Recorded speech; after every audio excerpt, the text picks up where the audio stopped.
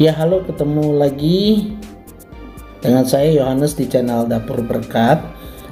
Hari ini saya akan membahas tentang PSBB. Apa itu PSBB dan bagaimana PSBB ini bisa ditetapkan oleh pemerintah. Jadi, saudara, yang pertama-tama PSBB itu singkatan dari pembatasan sosial berskala besar, ya, yang dianggap mampu mempercepat penanggulangan sekaligus mencegah penyebaran corona yang semakin luas di Indonesia.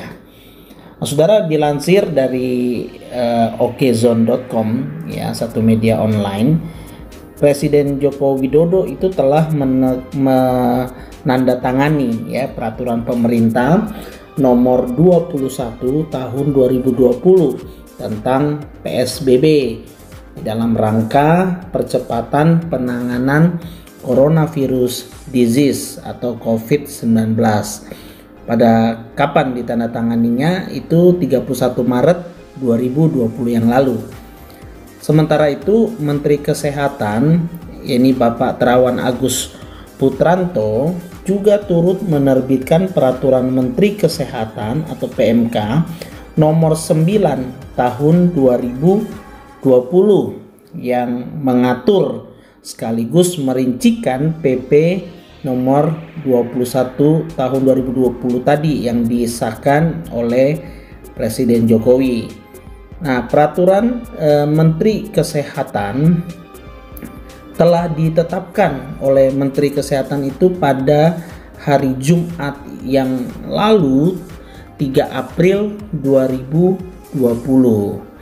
Nah, jadi saudara-saudara sekalian, untuk penerapan dari PSBB sendiri rencananya itu sudah diterapkan di Jakarta efektif pada hari Jumat 10 April 2020, ya, ini berdasarkan dilansir dari okezone.com, ya.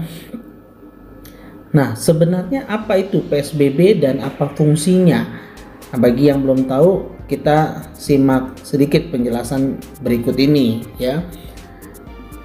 Jadi berdasarkan PP nomor 21 tahun 2020 pasal 1 dijelaskan, saudara, di sana bahwa pembatasan sosial berskala besar merupakan pembatasan kegiatan tertentu dalam suatu wilayah yang diduga terinfeksi coronavirus disease 2019 atau yang dikenal dengan COVID-19. Jadi di sini ada kata kuncinya pembatasan. Lalu ada pembatasannya, yakni kegiatan tertentu, berarti bukan semua kegiatan. Nah, ini juga di suatu wilayah, jadi bukan semua wilayah. Wilayah yang seperti apa? Yakni wilayah yang diduga terinfeksi coronavirus tadi. Jadi, jikalau di sana ada satu orang atau lebih yang sudah positif terkena virus corona ini, atau bahkan sudah dibawa ke tempat fasilitas kesehatan untuk ditangani. Nah, jadi itu termasuk di dalamnya, ya, apalagi kalau banyak di daerah itu, ya. Nah, kemudian kita lihat PSBB itu sebenarnya juga merupakan salah satu strategi pemerintah dalam mencegah kemungkinan penyebaran virus corona. Nah, ini juga sebagaimana yang dituangkan di dalam Peraturan Menteri Kesehatan nomor 9 tahun 2020 tadi. Jadi, kalau kita melihat bahwa masalah yang terjadi adalah bukan hanya masalah sakitnya, virusnya belum ada obatnya, tetapi penyebarannya ini begitu cepat, ya, dan meluas. Karena apa? Karena, ya, saya pikir ini sesuatu yang tidak kelihatan, ya, oleh mata jasmani kecuali menggunakan alat-alat tertentu di dalam mengenali secara fisik ya. Tetapi sekali lagi apa yang bisa dilakukan adalah pencegahan terhadap penyebaran. Nah, saudara-saudara, tertulis juga di dalam Peraturan Menteri Kesehatan Nomor 9 Tahun 2020 Pasal kedua bahwa untuk ditetapkan sebagai PSBB, jadi ini bukan penerapan ketetapan yang wajib untuk semuanya. Jadi ada kriterianya. Jadi dikatakan maka suatu wilayah, provinsi, kabupaten atau kota harus memenuhi 2 kriteria. Yang pertama yaitu jumlah kasus atau kematian akibat penyakit meningkat dan menyebar secara signifikan, secara cepat ke beberapa wilayah. Nah, jadi seperti tadi saya katakan bahwa masalah utamanya adalah bukan hanya virusnya belum ada obatnya, tetapi juga penyebarannya yang luas ya dan cepat.